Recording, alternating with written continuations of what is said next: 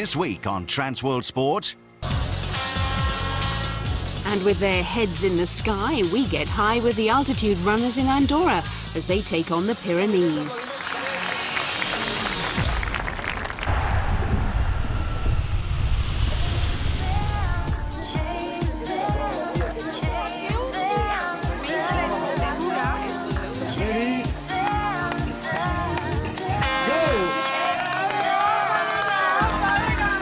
Andorra is the location for the 6th round of the Booth Skyrunner World Series as the world's elite altitude athletes take a bracing 34-kilometre promenade through the Pyrenees.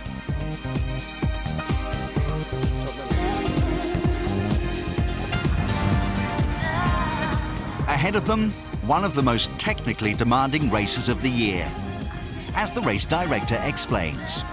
The hardest part of the route is the climb to Coma Pedrosa, because the runners have just come from a climb of 1,400 meters, and then they have this climb of 2,940 meters ahead of them, which is all very technical. It's 900 meters of ascent in less than 1.5 kilometers.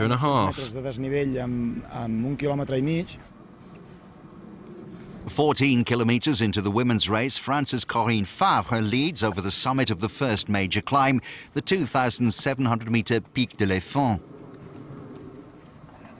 Hot on her heels are Italy's Daniela Vassalli in second and Spain's Esther Hernandez third. With series leader Angela Mudge absent, all three women are aiming for their first win of the season. Vassalli has been the surprise package of this year's women's competition. The 31-year-old Italian mother of two works full-time and only took up running less than 2 years ago. I started running on the flat. Then I started competing for real, over 5,000 and 10,000 meters. Then I steadily increased the distance. And then this year I decided to go for this type of race. Vassalli has no athletic background apart from running at school over 16 years ago. Travelling to races with her husband and 2 sons comes as welcome relief from work. I work in a hospice for the terminally ill. So from an emotional and psychological point of view, it's very stressful. I use running as a way of relaxing. It gets rid of my work-related stress, even if only for a little while. Angela Mudge is the runaway leader of this year's Booth Series, but in her rookie season, Vassalli hasn't finished lower than 5th in her 5 races. I still can't believe what's happened. I keep telling myself maybe I did well because the best runners weren't there. Whenever I finish well, I still think it's just down to luck. I should really be more rational about it all. I don't have that killer instinct, unfortunately. What I lack is that anger, that desire. I start the race relaxed, and I reach the finish relaxed. My attitude is what happens, happens, but maybe I should be a bit more determined. On Pic de Coma Pedrosa, the main climb of the day, Favre has maintained her lead, but now Hernandez of Team Catalunya lies in second, while Vassalli has dropped to third.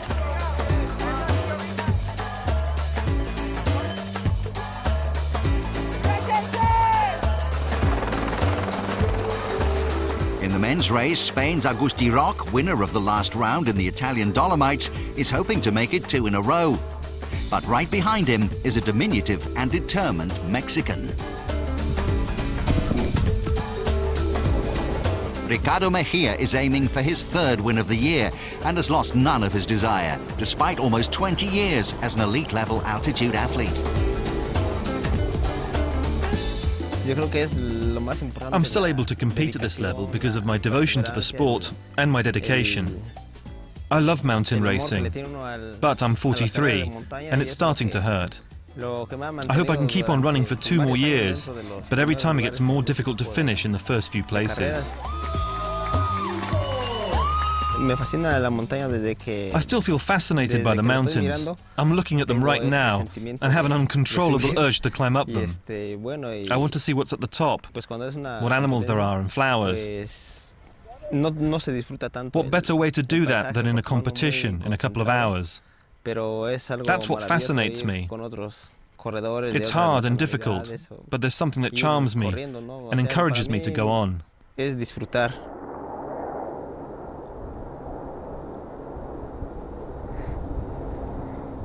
As the non-elite runners struggle on the lower slopes of the 3,000-metre Pic de Coma Pedrosa, Roque and Mejia reach the summit together.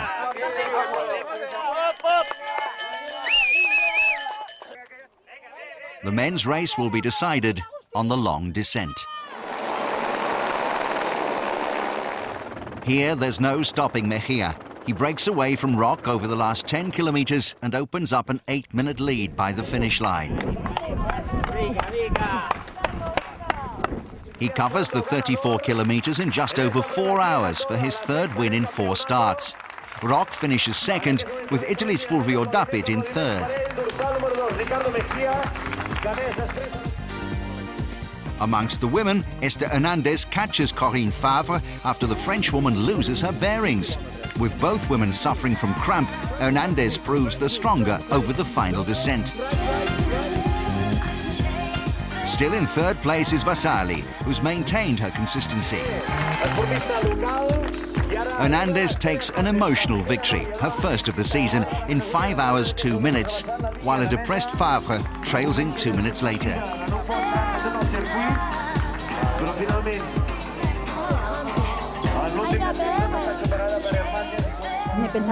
I thought she was running ahead of me. Then I went down the descent and saw her running on the plain. She told me, I'm lost, so I overtook her. Vasali crosses the line in third. I started getting cramps on the third climb and I dropped back. I'm completely exhausted, but I'm happy. In the Bouffe Skyrunner standings, Vasali drops from second to fourth, with Angela Mudge still leading. Mejia's third win in 4 starts takes him to the top of the men's standings, with 2 races remaining.